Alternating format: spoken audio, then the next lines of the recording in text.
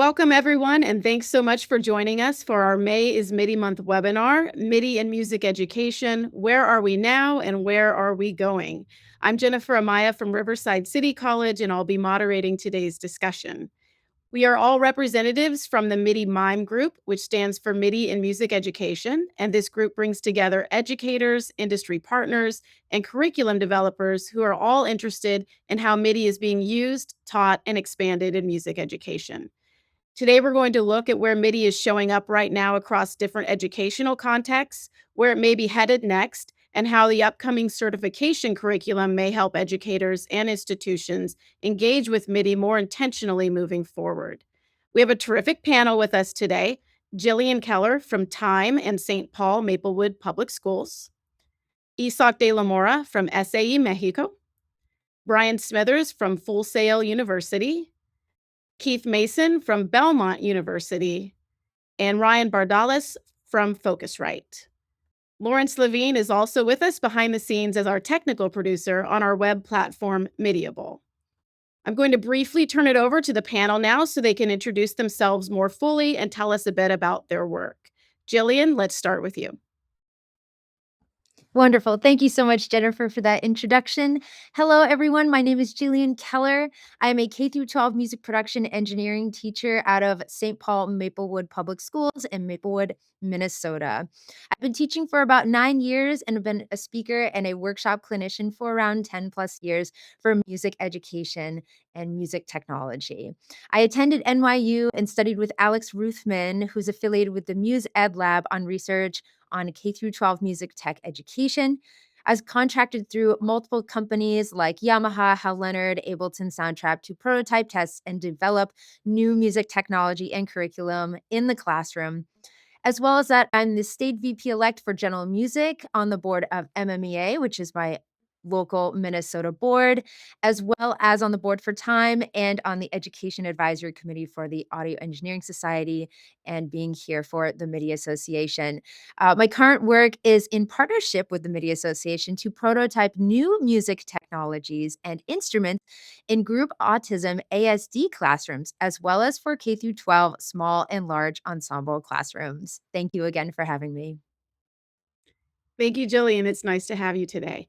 Isaac, let's go to you next. Tell us a little bit about yourself, your role at SAE Mexico, and the program and students you work with.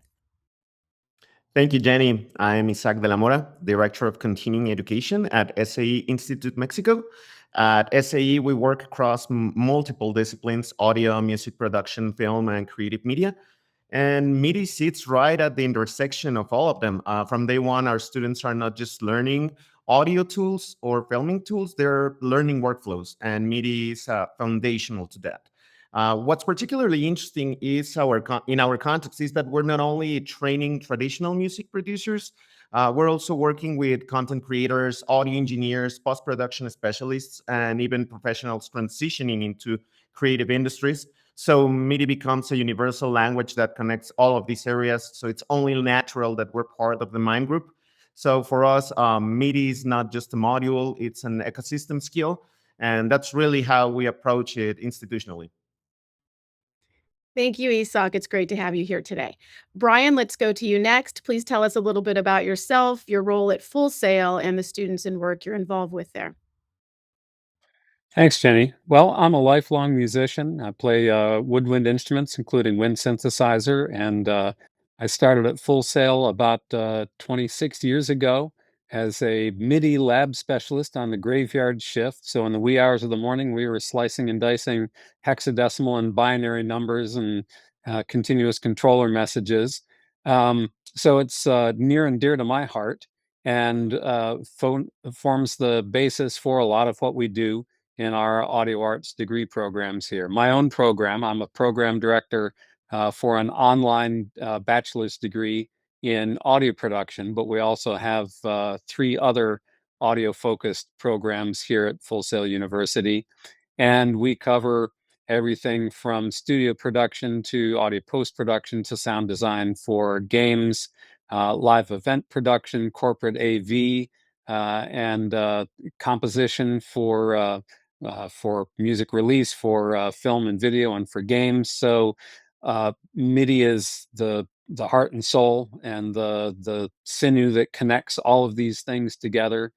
So it's obviously a core technology for us, and that's what drove me to join the MIME group several years ago and join the efforts on our emerging curriculum. Great. Thank you, Brian. Thanks for being here. Keith, over to you. Tell us a little bit about yourself, your role at Belmont University, and the programs and students you work with. Yeah, hi there, everyone. I've had the pleasure of serving Belmont University for the last 28 years as the coordinator of music technology for the College of Music and Performing Arts with Belmont University, located in Nashville, Tennessee. Oversee all the courses, all the curriculum, the applied lessons, everything within the area of how we focus with music technology as digital musicians. Our courses and our curriculum all revolve around two primary degree programs that we have. We have a Bachelor's of Music degree in Music Technology, Digital Musicianship, as well as a Bachelor of Music of Commercial Music with an emphasis in music technology. So at the core of it all is definitely MIDI, since we have a heavy focus in the areas of composition, arranging, orchestration, and being music content creators. Thank you, Keith. It's great to have you with us. And Ryan, let's bring in the industry perspective. Tell us a little bit about yourself, your role at Focusrite, and the work your team is doing in education. Hi there. I'm going to share a PowerPoint, share my screen here to talk about Focusrite and myself. My name is Ryan Bardales. I have a background in classical piano and synthesis. I was hired by Focusrite in 2020 after I got my bachelor's in music industry studies from CSU Northridge. I'm currently a senior technical support engineer here at Focusrite, so I do help provide support for Focusrite, Novation, and Atom Audio currently. I recently did a mentorship program with Dr. Lee Whitmore, and he actually led me to join the MIME group, which has been really insightful and really awesome to attend these biweekly meetings where we help to develop this MIDI curriculum and review things. And it's honestly really cool to see where things are going, as we'll find out in this panel. Um, about Focusrite, we help to enrich lives through music by making things simple for everyone. And since 2019, the Focusrite group has expanded to new markets by acquiring new brands. So we are Focusrite, Novation, Atom Audio, Sequential, Oberheim, Sonox, Linear Research, Martin Audio, and Optimal Audio. All these brands actually do help to bridge a gap between education and professional audio by connecting students and institutions with industry standard tools and experiences. So we do this by providing discounts. So if a student reaches out with their EDU email, we provide 10% off. We do host EDU webinars and other industry type webinars, which is really helpful and insightful to point into different aspects of the music industry. And then we do host school events on campuses where we bring equipment. Sometimes we provide master classes about our technology that we make, which is also fun for students to get hands on with. So what we do with education is Focusrite provides a CTE funding guide, which helps faculty strategize and plan for equipping their music programs. There's a lot of hoops to jump through, and oftentimes it's hard to find where to start. And I think this guide really does a good job of breaking things down. This extends from anyone from primary schools to trade schools, everything in between, high schools, colleges. It's really good to provide a classroom solution with technology. I also wanted to mention that we are a primary partner of the Save the Music Foundation. And under this foundation, there are grants out there like the J. Dilla grant, which helps to provide music technology to classrooms and MIDI educators out there. That's a bit about Focusrite. Thank you for having me. Thank you, Ryan, and everyone. Those introductions give us a great sense of the range of perspectives we have represented here today. Let's move to our first question for our educators. I'd love to ask, in what ways are you using MIDI in education today? Gillian, let's start with you. Wonderful. Thank you. MIDI is more important than ever. And from a teacher's perspective, MIDI has been extremely helpful with preparation in my classroom in ways, for example, modifying arrangements, using stem separation and DAW recomposition to fit tempos and keys for ensembles. For example, especially for elementary levels or ASD classrooms, it's really important to be able to adjust parameters like tempo and key, depending on what instruments they're playing and depending on their skill level. Creating new arrangements via importing to digital notation software or exporting to a DAW from stem separators or from free MIDI download websites. That has been extremely helpful moving forward, especially now with lots of popular music being embedded in much of the culture of our students. We can now bring that into the classroom using MIDI. Project building, EDU based web application DAWs that include assignment sharing features really allow teachers to share MIDI files through projects, and those can be disseminated depending on how many students you have. 850 students I had at one point, and it was a lifesaver being able to share those MIDI files and then having students edit and modify those projects and share them back to me so we could contribute to that huge showcase we had at the end of the school year. This is applicable for instrument practice logs as well, for music production record copies, which is a lot of what we've done, beat making projects, active listening projects, or arrangement, remix, composition projects. MIDI is also applicable for showcases, show lighting, for example, DMX lighting. I have one of my colleagues, Will Kuhn, who specifically uses MIDI in that context, as well as that using various different MIDI softwares, DAWs, and apps, in addition to MIDI controllers. And then lastly, accessible instruments, which has been a focus of mine, using button switches, levers to trigger independent notes, melodies, and samples. And I see this as a future for music technology education. It's fantastic. Thank you, Jillian. Isak, let's go to you next. How are you and your colleagues at SAE using MIDI in education today? Thank you, Jenny. Well, yeah, in higher education, MIDI is deeply embedded across the entire learning journey, particularly in institutions like SAE. SAE stands for School of Audio Engineering. So, yeah, it's part of the whole journey. But we use MIDI in three main ways. First, as a creative tool, composition, arrangement, sound design. Second, which I think it's really important, is the technical framework, understanding signal flow, DAWs, synchronization and control systems.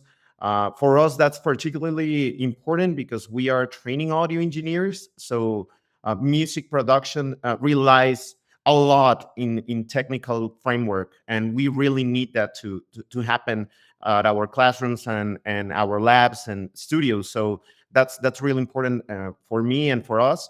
And the third one, increasingly as a production workflow standard, specifically when integrating with video games, maybe film and immersive media, that's something that it's growing. And SAE has an ecosystem in which we have all of the programs interacting with each other. So we have video game students and also animation and probably film, checking audio technical frameworks, but also creative tools. So what we're seeing now is that MIDI is no longer just isolated to music classes.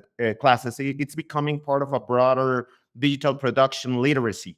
So, and the shift is critical because it aligns MIDI with a lot of opportunities for developing the students into career opportunities. So I think it's just not just creativity. It's just the whole framework that we have in our ecosystem. That's great, Isak. Thank you. Brian, you're in a similar higher ed space on the music and audio industry side. How are you and your colleagues at Full Sail using MIDI in education today?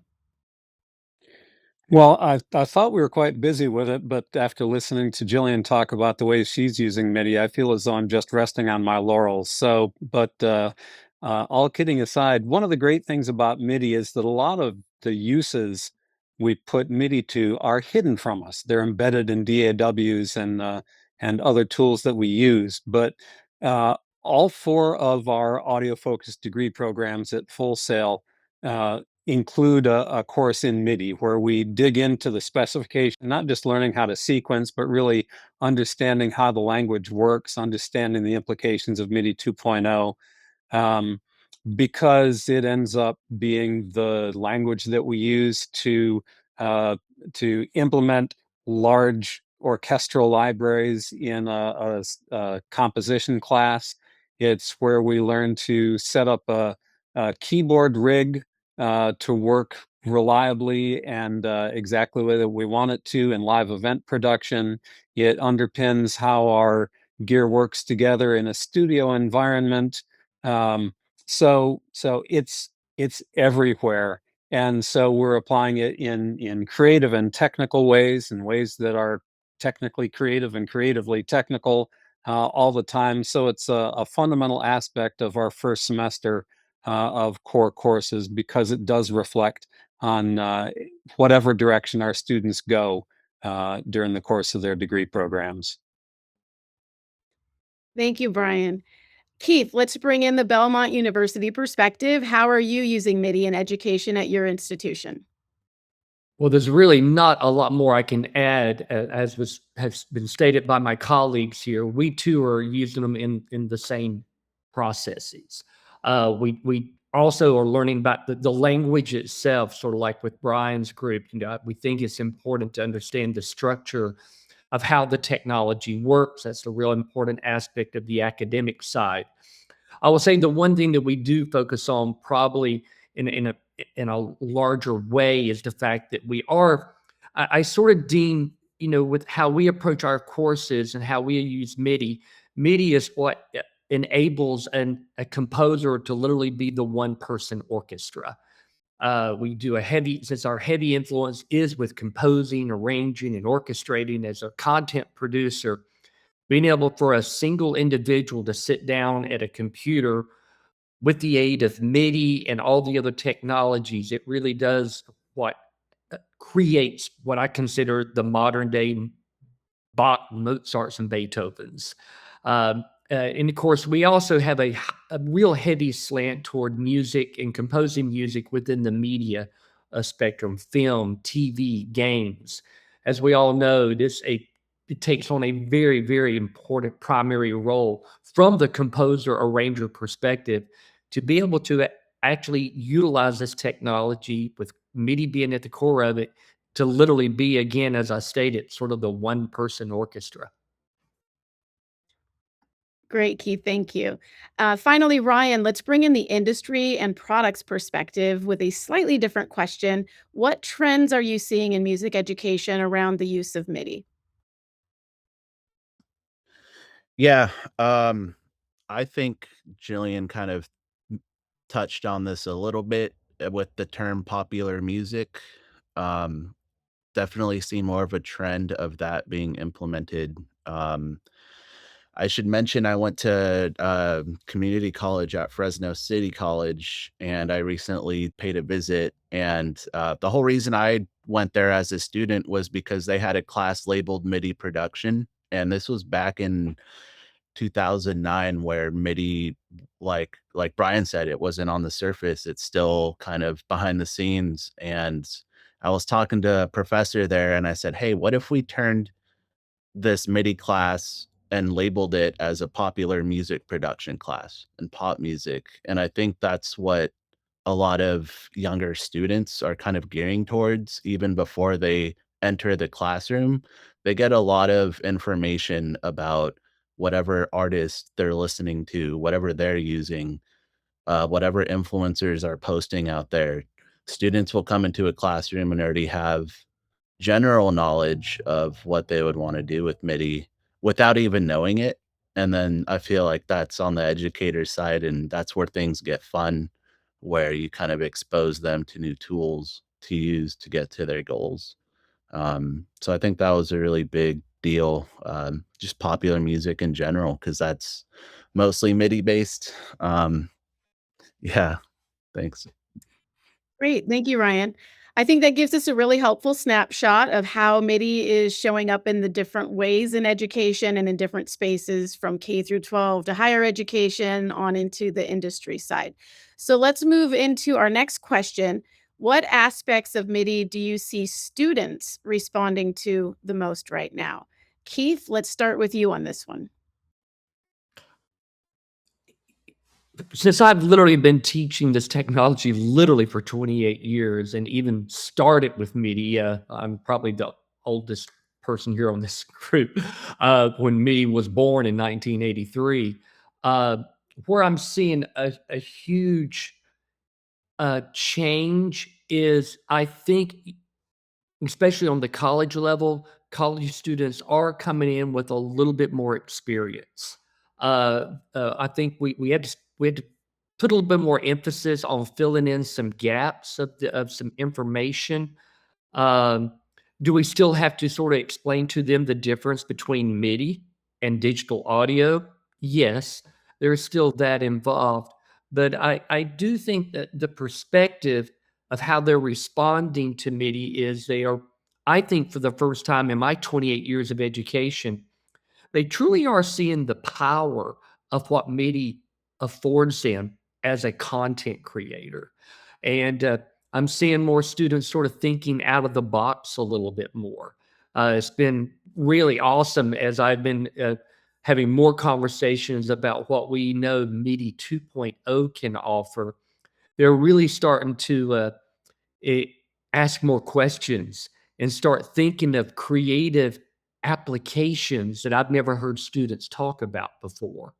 So it is exciting to see how we've utilized this technology now for 43 years and how it finally has now gotten to that point where we're able to expand it and even down to be able to use different, literally creating new musical instruments that we really have never seen before used not only to as a programming composing perspective, but even in the performance venue. So I'm really excited to see a lot more of that interest is starting to happen. Thanks, Keith. It is very exciting, I think, what's happening with MIDI right now at the college level. Jillian, what are your younger students responding to the most when it comes to using MIDI?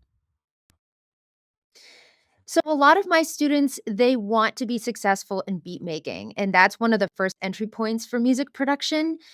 But there is a barrier to beat making, and that's learning how to manipulate and edit and record quantize with MIDI.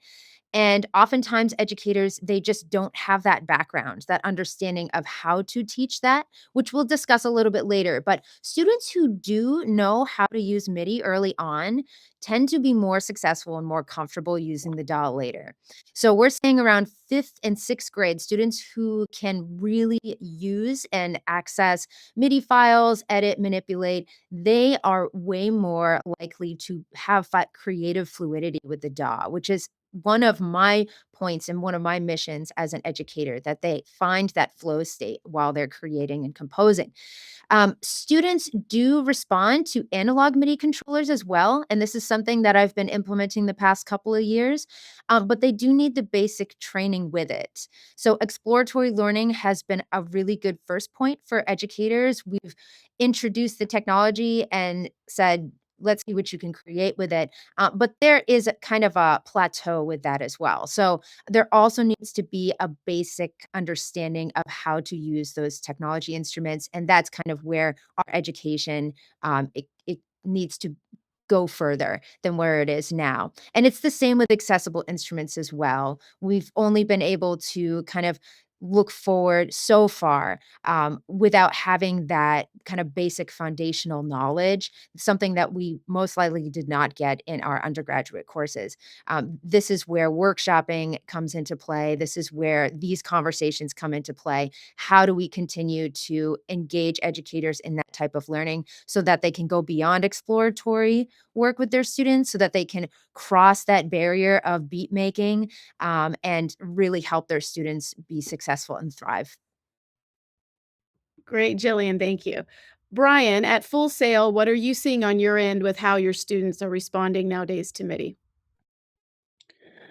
Well, as Gillian points out, the language of popular music has become so focused on the idea of beat making in the last however many years that that is kind of the entry point for a lot of our students, either the thing that they aspire to do or something that they at least have embedded in their vocabulary when they come to us. And at Full Sail, we've always taken a pragmatic and industry focused approach to our students' education. So addressing that and helping them understand how the language of MIDI, how the MIDI tools and our DAWs and our samplers and so forth work, and how that MIDI technology integrates with sample munging and that kind of stuff. That really is kind of the point of entry in terms of grabbing their attention and approaching the technology from where their mindset is already focused. And from there, we expand into all the other things that they're going to need to know in order to survive in the industry. But in terms of response, that is definitely one of the main points of entry for us these days. Thanks, Brian. Isak, how about you? What do students seem to be connecting with the most right now when it comes to using MIDI in their studies at SAE? Yeah, this is resonating with me because when I see everybody here at the classroom or at the studios, they're doing their best beat making, creating music, and doing a lot of things. So as Eileen was saying, that's like the first interest that they have, and it keeps going in higher education. They want to do it, and they want to be better at it. But just as Brian was saying, the experience that we have here as well is that they're not just engaged in anything that might be sounding good. I know everybody will be understanding this. It's not that you just know how to do a beat or create a beat. I'm sorry. They're highly engaged in with anything that allows them to translate ideas into sound quickly. So that's why MIDI is so special, because they use MIDI controllers, live performance setups, and of course the AW integration. But beyond that, there's a growing interest in customization and expression. What I mean is that they know how to create music, but they want to make the whole process like a creative ownership identity thing, which I love, because that means that they are growing as artists and they're growing as professionals and as engineers. So just adding to what everybody was saying, I'm noticing that we are experiencing the same things and the same processes that are being developed in the classroom. Great insight, Isak. Thank you. And Ryan, from the broader perspective that you have, what seems to be resonating the most in educational settings that you're aware of in regard to MIDI and students? Yeah. Um, I think we're kind of building up towards, like we said, like a younger student learning how to make a beat, just really fundamental. But I think that leads up towards the live looping aspect of things, where a lot of these DAWs are starting to implement live looping features, where you could just start with a 4 to 8 bar loop if you have at least a little bit of knowledge of rhythm, and you could just make a beat and then layer that with a chord and a melody. And oftentimes these DAWs will provide that for you in the form of MIDI templates that are already in the DAW. For someone who is brand new to this, even could just open up a free DAW and just start creating, kind of like what Isaac was saying, of just getting the hands-on experience as an artist in a classroom. That's the best place to start, better than in your bedroom where you don't really have many resources or someone to turn to or an ear to listen to what you're working on. So I think the live looping really comes into play, because that just merges everything together as far as live performance and production goes. Thanks, Ryan. So you've all given us a great understanding of what is resonating with students right now across a wide range of educational settings. Let's build on that by looking a little further ahead. So as MIDI continues to evolve, and it is evolving quite a bit right now. Where do you see the biggest opportunities for music education to go further with it? And what should educators be paying attention to right now? Whether that's deeper integration, MPE, MIDI 2.0, more creative controllers, or other emerging tools.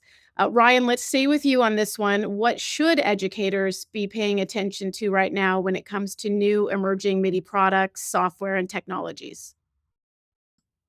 Yeah, I think there was two things that you mentioned, which was deeper integration and creative hardware controllers. As far as like digging into what a MIDI controller is capable of doing without even using a DAW, because nowadays there are controllers out there that could just go out 5-pin MIDI to a sound module or to a drum machine, and you don't need a laptop for that. You don't need a computer. And I think that's a really big key when teaching MIDI is it's not just in a computer, right? Like that's how it even came to be. And when you go back to that, I think if you go to a deeper knowledge with students about what these controllers are capable of today with looping, with launching clips from Ableton in time, or even just creating just song making on these controllers. I have an SL49 Novation SL here, and it's basically a computer. There are projects that you could save within the controller itself, which I think is really awesome. And as a MIDI controller, it's like, kinda where things have already evolved to, and then I think where things are going would probably be the use of, like, playback technicians, because that's something that is also, that's MIDI being used in live performance on the side of a stage, someone running, MIDI clips to send out to the stage, to instruments, and, I myself don't have too much experience with it, but I do have friends who are out there, and the playback technician, role that's like the 5th member of a band or the 6th member of a band off the stage, and I think that would be really cool to like, I don't think there's any classes out there that say, "Hey, this is how to be a playback technician." It's like you have to have general understanding of what all this means before you could even get there, and I think we're climbing towards that. Um, yeah. Yeah, that's great. It's nice to have your perspective on that. Keith, let's go to you. Where do you see the biggest opportunities for us in music education to go further with MIDI right now? I'm going to extend that to both opportunities and challenges. A lot of it relates to what Ryan was just stating. Um, I think the opportunity and challenge, especially I think in K through 12. I mean, obviously, I'm seeing the growth of students who finally migrate into the collegiate side of things or higher education, or even going to SAE or full sail.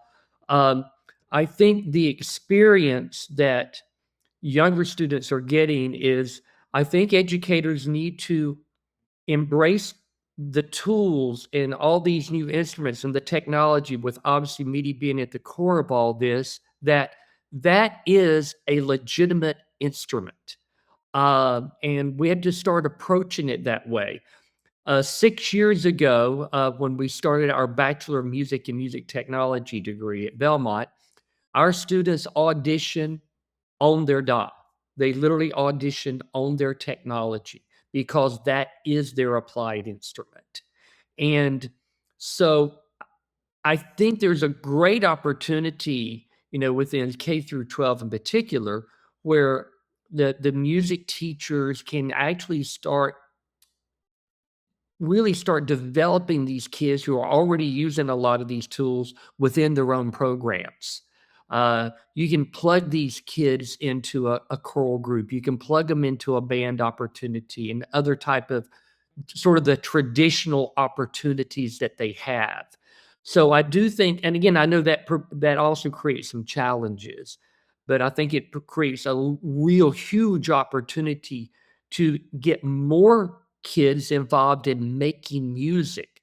They may not want to do it on a traditional instrument, but man, they want to start with the beats and find ways to incorporate these kids within the music programs that they already have. Again, opportunity and challenge. Great, Keith. I hope we start to see more universities doing what you're doing there at Belmont. Brian, let's bring you into this. What are your thoughts? Well, I like the way that Keith addressed the notion of technology as a legitimate instrument. I think that's something that a lot of us are kind of growing into. We've been using uh, Focusrite's Novation brand keyboards at Full Sail through like 4 generations of the technology now.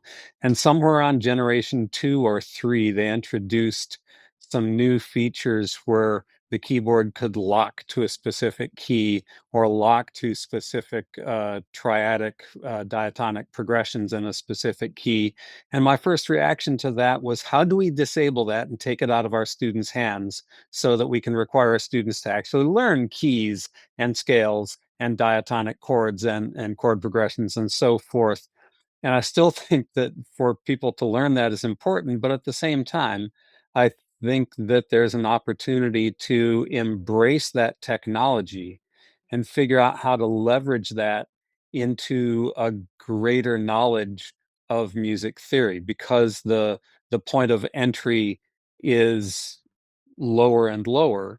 Well, let's actually not fight against that, but let's leverage it into an opportunity for greater long-term growth. So I think there's one thing that we can work on there, and I include myself in that because it's an adjustment. Um, and the other thing would be MIDI 2.0. MIDI 2.0 presents so many opportunities in terms of increased resolution, increased variety of communication channels and interconnections, um, and things like profiles, like the piano profile or the orchestral samples profiles that are on the verge of being in everyone's hands. I think that the ability to take advantage of those to help students understand why they exist and how they function and what they really bring to the table in terms of accelerating their ability to do orchestrations and actually create the kind of sounds and environments that they really are after. I think that's one of the next levels of challenges and opportunities that we have. And the more those profiles become lingua franca, the greater that opportunity becomes. Great, Brian. Thank you. Isak, how about you? What should educators be paying attention to right now as MIDI is evolving? A lot of things. I couldn't agree more.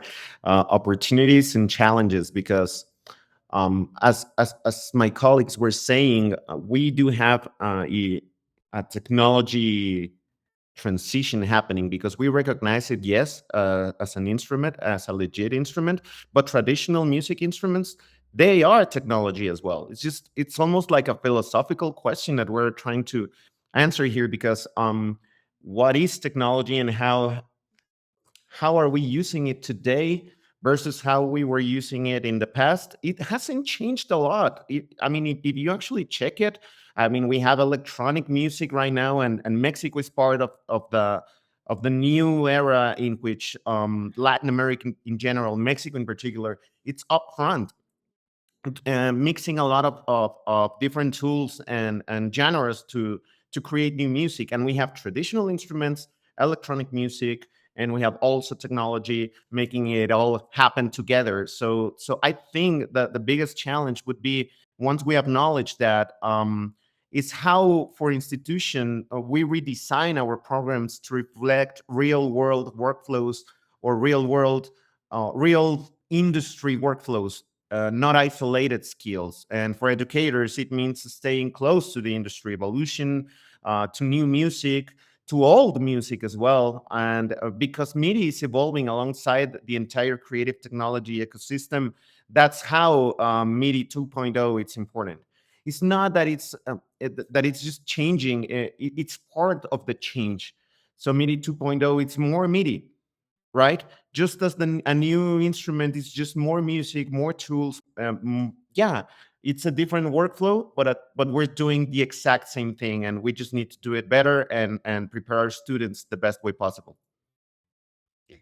Yeah, that's great. Both you and Brian touched upon this transition that we're in, where the technology is going to possibly change how we teach if we embrace that and we're willing. And I'm even feeling that as well here at RCC.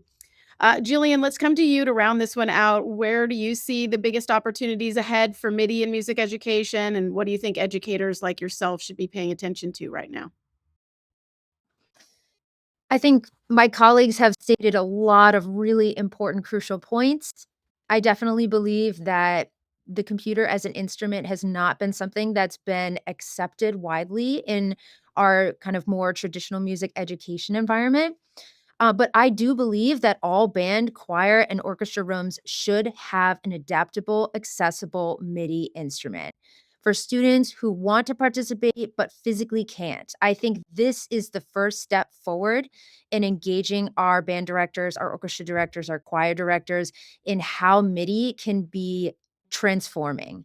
It can be impactful in the way that students really truly find their voice and may just not have had those opportunities before. And speaking on behalf of Time, AES, MMEA, it's clear we need more specialists to workshop these educators who really need help to build foundational practices for implementing these types of technologies. I had a teacher speak with me the other day. We were at the ABLE Assembly Conference, which goes on at Berkeley. And she said, I want to be able to use my students' ACC device to interact with them musically, but I don't know how to use an ACC tablet. And I was thinking, we need a specialist for this. And there was a specialist in the room, which was amazing. They exchanged contact with each other. And then I said, we should get you in at a Time conference. So it's these types of connections that we need to start making in the industry. People who are exceptional at these special areas, that we can acknowledge them for their incredible work and then put them in front of educators who really need their introduction to their criteria areas. Also, too, music teachers, they need to have a basic foundational skill in the DAW. There's a lot of educators, unfortunately, that just still don't have those opportunities as they're going through undergrad or even graduate school. They have plenty of skills, but knowing how to use the DAW is so crucial now, and we're not allowing students the opportunities that they should have if we don't know how to use it. So, going to all state session workshops, taking certification courses. I mean, again, students need that education from us just as much as literacy or instrumental technique or performance skills. And I do think teachers, they just need to look out for more free web-based tools as an intro, and look into investing into creative controllers, again, staying up to date on advancements using MPE and MIDI 2.0. But again, looking at that baby step forward as accessibility. I was or had the privilege, the opportunity to present at the Midwest Clinic, which is an international band and orchestra clinic. And I had hundreds of educators who were asking the same question, is I wanna make my classroom more inclusive with technology. So, based on MIDI, how can we make that happen for them? How can we make that possible? So, just a thought to think about for the future. Thanks, Jillian. And your response actually brings us right into our next question. So, for educators who might want to incorporate MIDI or more MIDI into their curriculum, what do you all think is the best way for them to start? Brian, we haven't started with you yet. How do you think educators should begin incorporating more MIDI into the work that they do? Great question. I want to start by thanking and commending Jillian for bringing up the issue of accessibility and inclusiveness so forcefully. It really is, it's important for all of us to consider universal design in crafting our environments and our curriculum and our approach to everything that our students do, just to be sure that we cast the net of ability as far and wide as we can.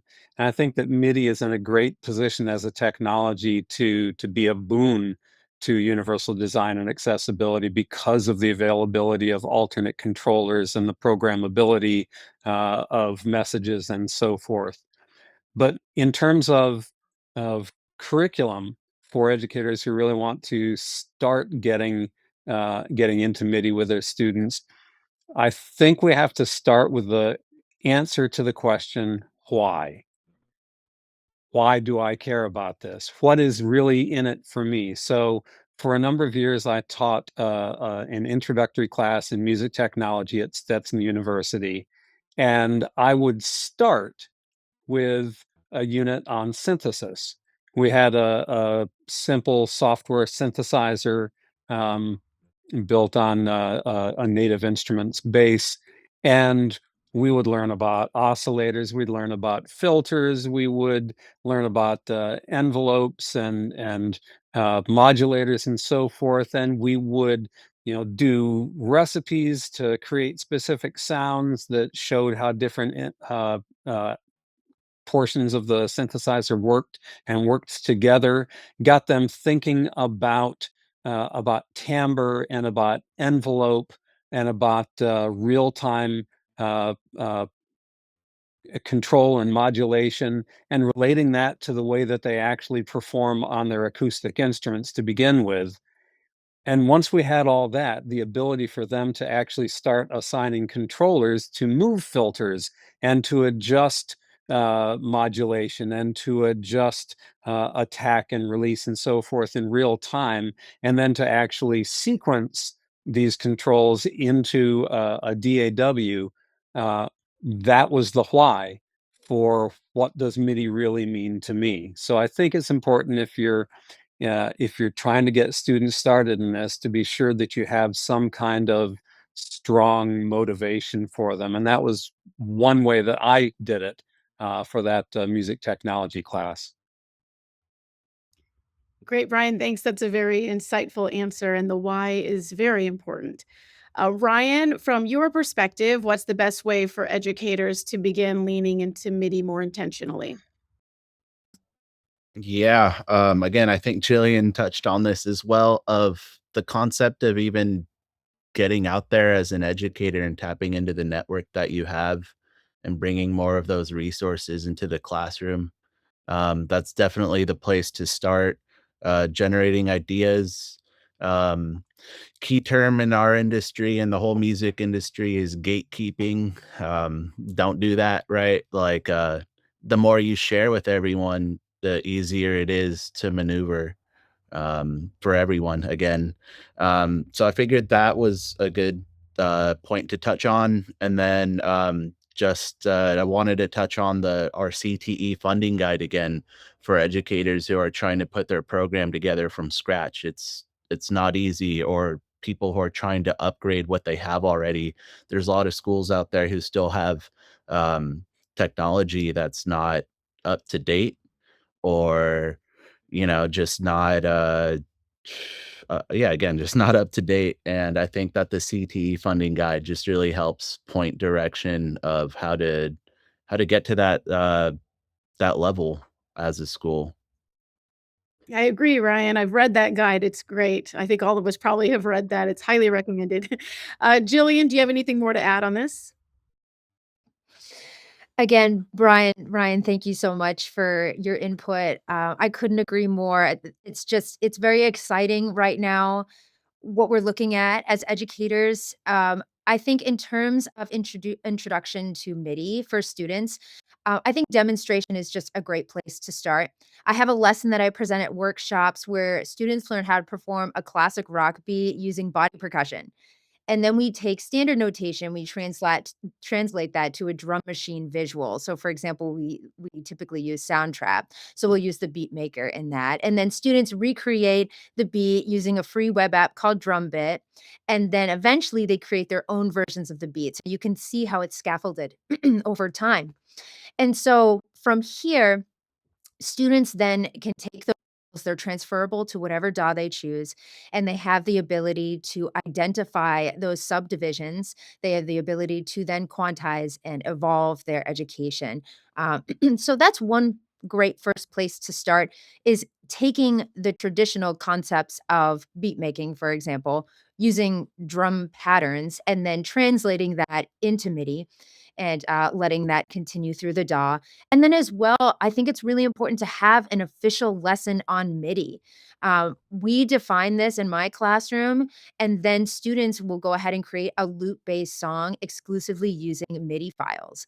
And this is a great way to then segue into further editing as well. So those would be my two suggestions if you're an educator and you're looking right away for a lesson. I also have some resources if you're interested in kind of implementing presentation files of this nature. I can share those with you as well. But I just think it's a really great opportunity to, again, start small, scaffold, and then let students get in that exploratory learning. And then you can then take the next step with them depending on your comfortability, and continue to use MIDI in whatever way possible. It's great. I love the specific examples you're providing. It's very helpful. Keith, what would you add from your perspective? Where's a good place for educators to begin? Well, I think the first thing is you need to start. You just need to start. I mean, I know music educators tend to be sort of apprehensive when it comes to things they don't know. That's sort of true among anybody, any discipline. But, I don't know how many decades ago when I started seeing electric instruments show up in a marching band show, I'm like going, come on. I mean, we got to that point, where you're literally got a marching band during a football game with electric instruments. I mean, it's like, go ahead and make that next move to where maybe at your next concert, you had a student do some additional tracks for one of their pieces, for one of their orchestra pieces, or one of their choir pieces. I mean, sort of stepping in. Ryan used the term, it's actually a new musician now. They're the studio, the playback technician or playback engineer. You can get a kid to easily sit down and create tracks and beats or supplemental parts that can be used during a choir concert or any kind of concert that's going on. My goodness, in today's modern commercial concerts now, you are going to hear more technology and more tracks playing other than the 12 or 20 people that are on stage.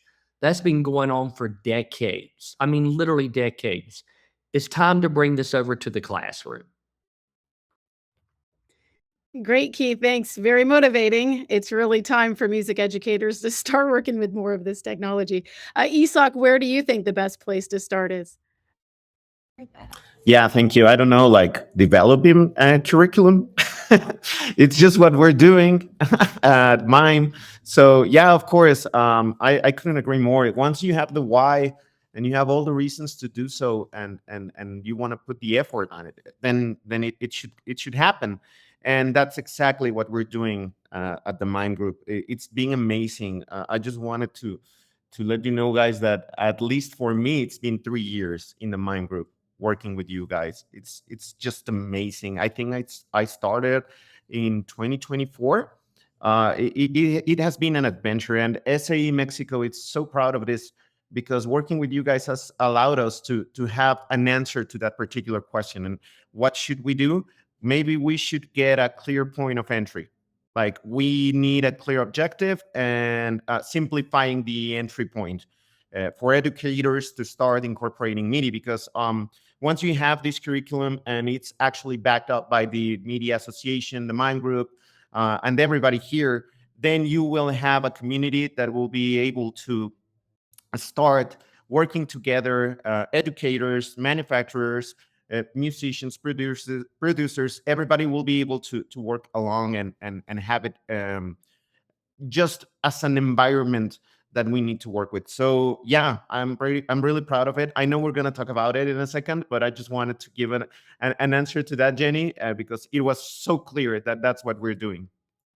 Sure. Yeah, this is a perfect lead into the next part of our discussion. So, just so everyone is aware, one of the more exciting developments that has recently come out of the work we've all been doing in the MIME group is the creation of a new MIDI certification curriculum. which is really intended to help create that more structured and approachable pathway for everyone to learn and engage more intentionally with MIDI. This has been a collaborative effort involving those of us in the MIDI and Music Education group, together with Isak and his colleagues at SAE Mexico, working closely with a MIDI curriculum subcommittee that Brian has been a big part of. So, Isak and Brian, I'd love to turn it over to you to share a bit about how this came together, where things stand now, and what comes next.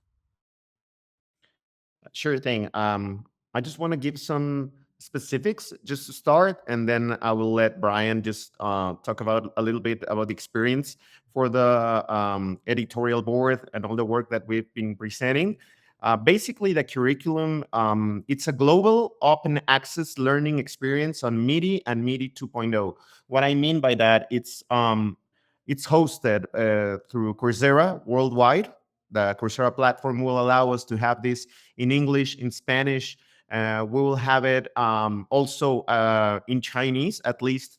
We will be having subtitles, and all the material will be able to be checked worldwide for free because we have a commons license model. So it's designed for musicians, producers, audio engineers, creators, educators, institutions, students entering music technology fields.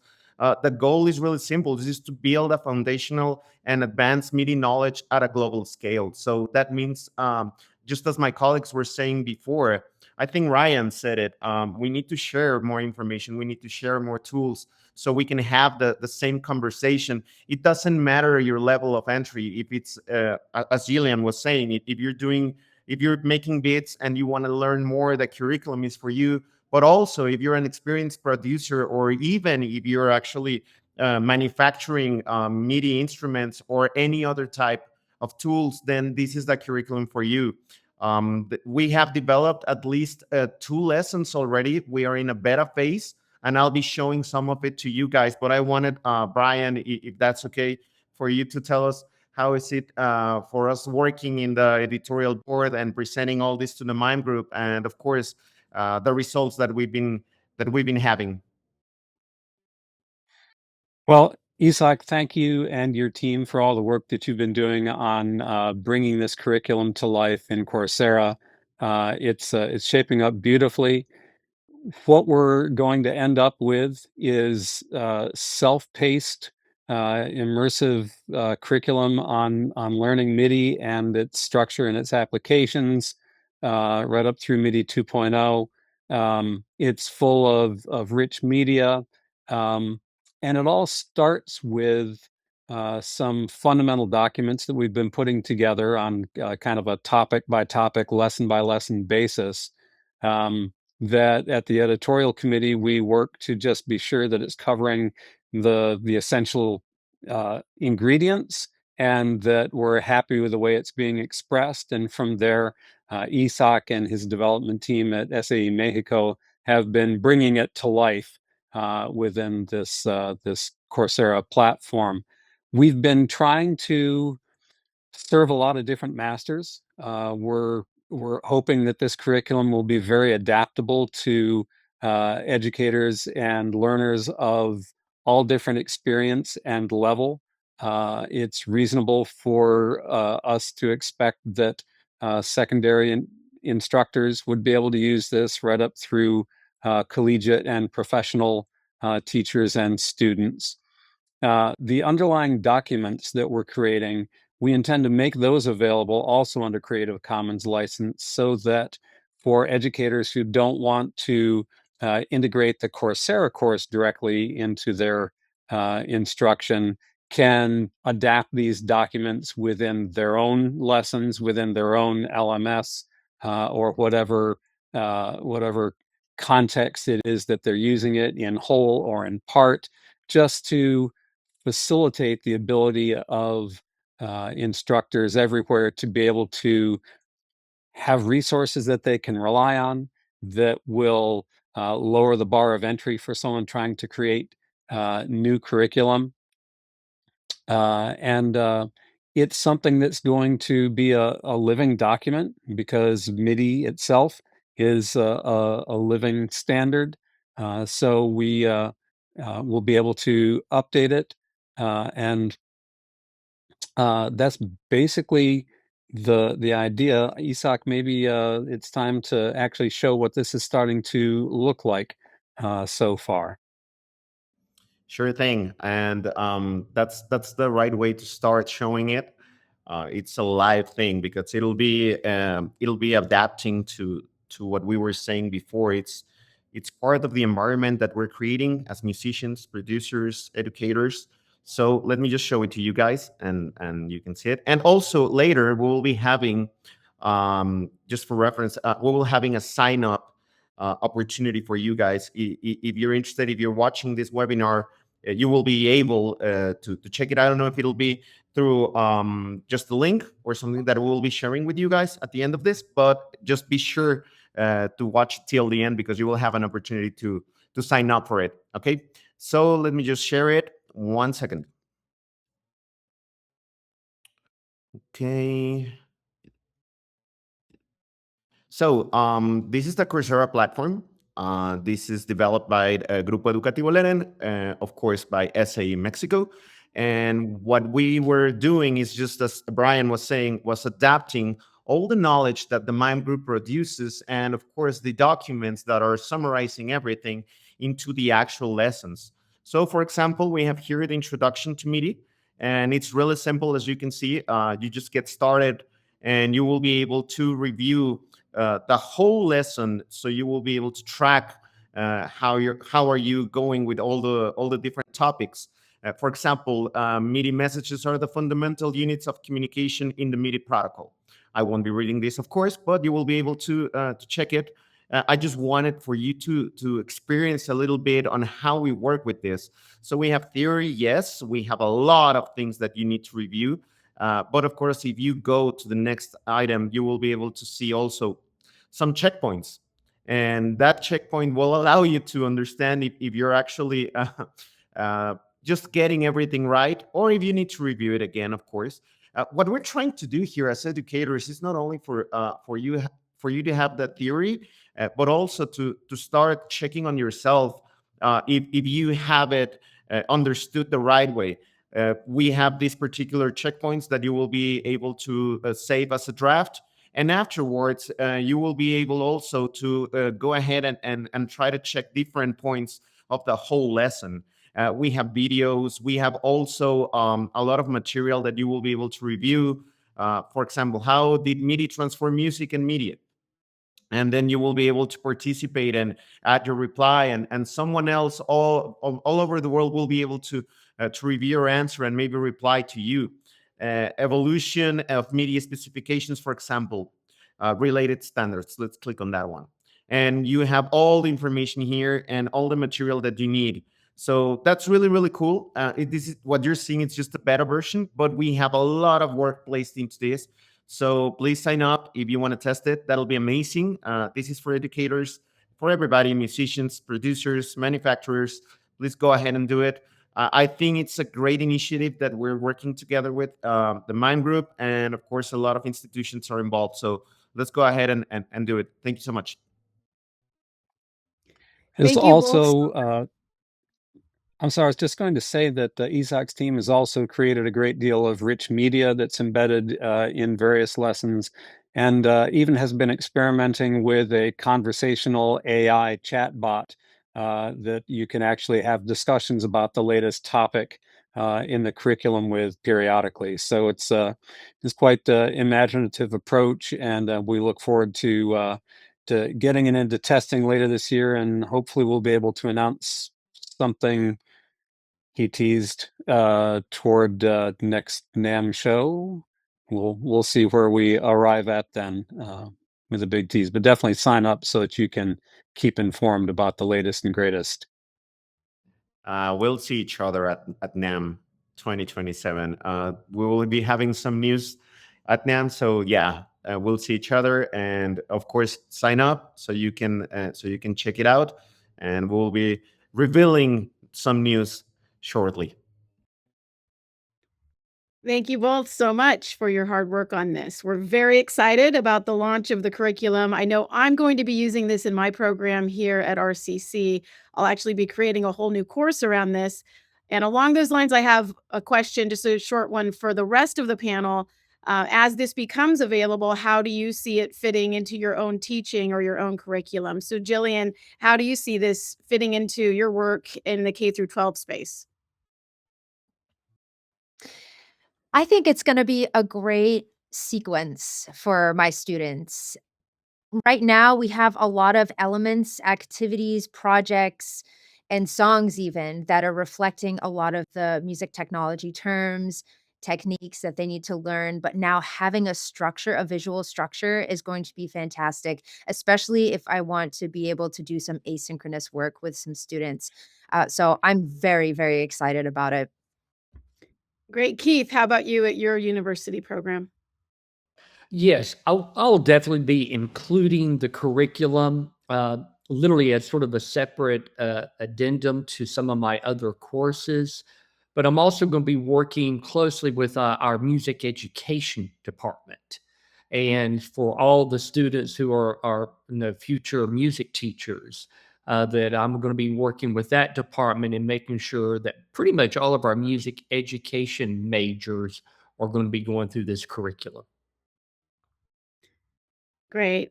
Ryan, and your perspective in the products industry, what stands out to you about the potential value of a MIDI certification program like this? Yeah, I think it's really important, and I relate it a lot to those current Audinate Dante certifications that are out there. In a sense of I'm at my work, I'm taking phone calls, I'm doing support calls, and if someone calls in and says, "Hey, I'm level 2 Dante certified and I need help with X, Y, and Z," I could know that I could have a smoother conversation with them. I'm not going to be teaching them certain terms or vocabulary while we're troubleshooting. It's kind of already known. So when we relate that to education, I could definitely see how teachers can use this as a benchmark and to set expectations for their students and to see where they're at. Great. I think we're going to take a little break from Q&A real quick.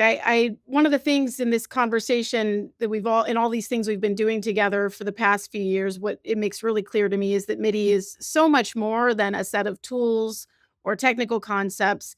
It creates connections, not just between devices, but between people, educators, industry professionals, creative artists, and it's really unique and a welcoming community. So if I make it just a little personal about this for just a minute, at Riverside City College, we've been very fortunate to experience the kinds of opportunities that MIDI and the MIDI Association and its community of partners and artists can create. So we're fortunate to be close enough in proximity to be very involved, for example, with the MIDI Association at the NAMM show in Anaheim. And this year, we were also able to connect with and work alongside Focusrite and Atom Audio at the AES conference in Long Beach. So I'd love to share a short montage that gives a glimpse of what these experiences have been like, and more importantly, what can happen when education and industry come together in a truly meaningful way. So here's a video showcasing our collaborative work at AES 2025 and NAMM 2026.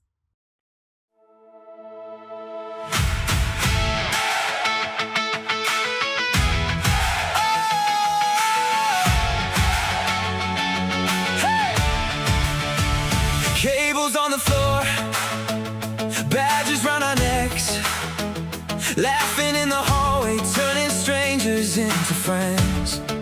Alumni on the faders, with focus in their hands. We're chasing down a feeling no one else can understand. Every little idea, every spark we have turns into something bigger than we ever could have planned. We've got the future in our hands, singing out together, louder than we planned. Turn it up and let the whole world hear. We've got the future in our hands. We've got the future in our hands.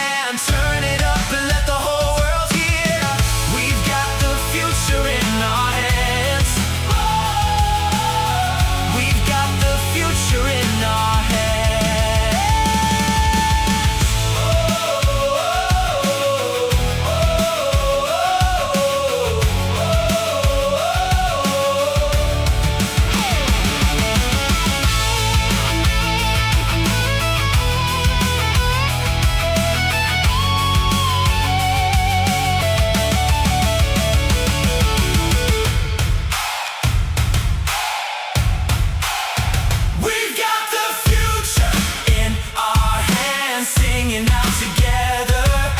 Louder than we planned. Turn it up and let the whole world hear. We've got the future in our hands. We've got the future in our hands.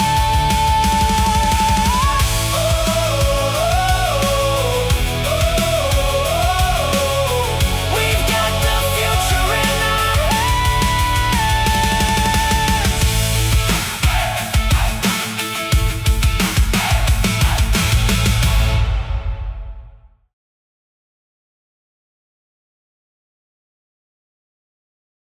I hope that gave you a little glimpse of what can become possible when students, educators, industry partners, and this broader MIDI community all come together. And I do want to take a moment to sincerely thank the MIDI Association and its partners for the support, generosity, and opportunities they've extended to us and to our students. And as we begin to wrap this up, I'd love to leave us with one final question for the panel. If more educators begin leaning into MIDI now, with everything that's coming soon with MIDI, what kinds of opportunities could open up for teachers, for students, academic programs over the next few years? What might we start seeing more of in education as a result of these new emerging technologies? Ryan, let's start with you. Yeah, I think the biggest opportunity in this curriculum is being able to mold and adjust current programs into something that will keep students engaged and inspired even after graduating. They'll be able to make more educated purchases out there if they did need something at home or for their own studio, their own projects. I think it's going to push a lot more forward thinkers out there within our music industry using MIDI because that's where things are going. Brian, how about you? What is all of this leading us to? Wow. One dares to imagine. One of my pet peeves is when people draw a bright line between creative and technical, but I'm gonna be guilty of that for just a second because I think that MIDI 2.0 and more attention to MIDI, which I think go hand in hand, will give us both creative outcomes and technical advantages as well. I mean, the ability to have more connectivity, more refined control, more varieties of control arrangements in the studio, on the stage, and so forth, is bound to transform those environments. And with regard to creativity, it's no coincidence that the music of the 80s proceeded the way that it did after the MIDI standard was established in 1983. So if we extrapolate that to the rise of MIDI 2.0, what are the next 10 years of music and creative production going to be like as a result of the enhancements? And as educators, if we lean into that, we're just going to facilitate the imaginative growth of our students for the next generation. Great questions. Isak, what do you think we're going to see coming out of all of this? Yeah, we're going to see a shift in how creative education is structured. That's a big statement, but that's what we're experiencing now with the curriculum. We'll move toward more hybrid creators, students who are not just musicians, but also producers, technologists, and content developers. We'll also see stronger connections, I think, between education and industry, because MIDI is already a common language across both. Some this is resonating with what Ryan was saying. Like you will be able to connect more dots between what you're using at your studio at home or maybe at school. And perhaps most importantly, will enable more people to participate in creative fields because MIDI lowers barriers to entry while still allowing for every high levels of mastery. It's just a journey, you know. So the opportunity is not just technological; it's educational, professional, and even cultural. It's exciting. Jillian, how about in that K through 12 space? What do you think is going to happen with all of this? Yeah, I couldn't agree more. I see two things. I see it really helping to democratize music in the way that MIDI always has, but in the sense that implementation of MIDI hasn't always been. And I can see it being a really strong way to continue to advocate for music technology education as part of music education. Because right now we're continuing to see kind of this discrepancy of about 80% of current music programs being run in the more traditional trifecta versus having more non-traditional offerings. And I think having this type of platform is going to make it a lot easier to kind of synthesize the coursework, synthesize the curriculum so that it can be shared across public, private, charter schools, so that more students have opportunities to learn. And then in addition to that, we're also looking at the undergraduate level, which I think Keith also brought up too, right? We're seeing music educators now really needing that education, and this really allows them that entry point. But obviously, there's a lot of barriers at the college level.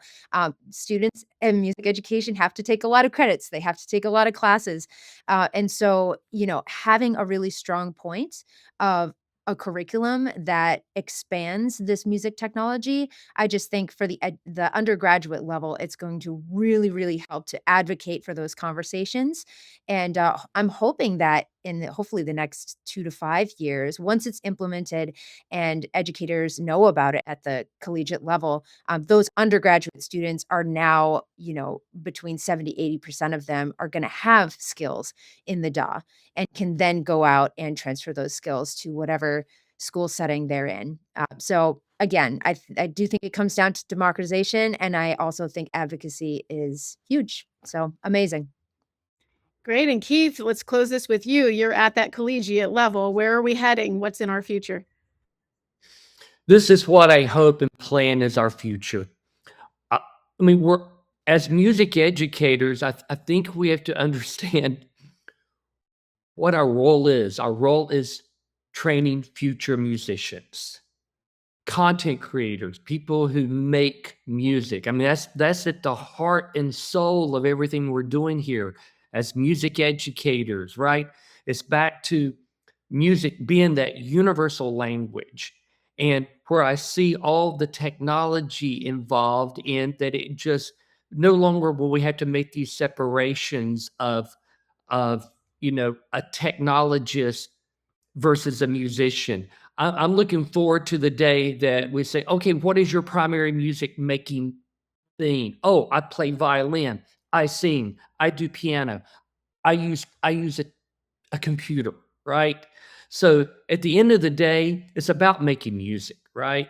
So in letting this part just have the same value from a music content source as we have looked at the music instruments that we've been using for over 400 years. Thank you, Keith. None of us could have said that any better, especially thank you for bringing this back around to the most important thing, which is music. And thank you to all of our panelists for sharing your perspectives today. I think this conversation's given us a really meaningful look at where MIDI is showing up in music education right now, where it may be headed next, and some of the many opportunities that can open up for educators, for students, and academic programs moving forward. I want to thank the MIDI Association, everyone in the MIME group, including those who are not here with us today. We sincerely appreciate all of you and all of our partners, collaborators, and donors who continue to support the work that we're all doing. And of course, thank you, our audience, for being with us today. We hope this conversation has been informative, encouraging, and inspiring. Please keep an eye out for more information about the upcoming MIDI certification curriculum, and we invite you to stay connected with the MIDI and music education community. If you'd like to get involved, you can join the MIDI Association for free at midi.org. And if you'd like to join us in the MIME group, we'd love to have you. So we'll put some information on the screen for you so that you can connect with us as well. Thanks again for being here, and happy May is MIDI month.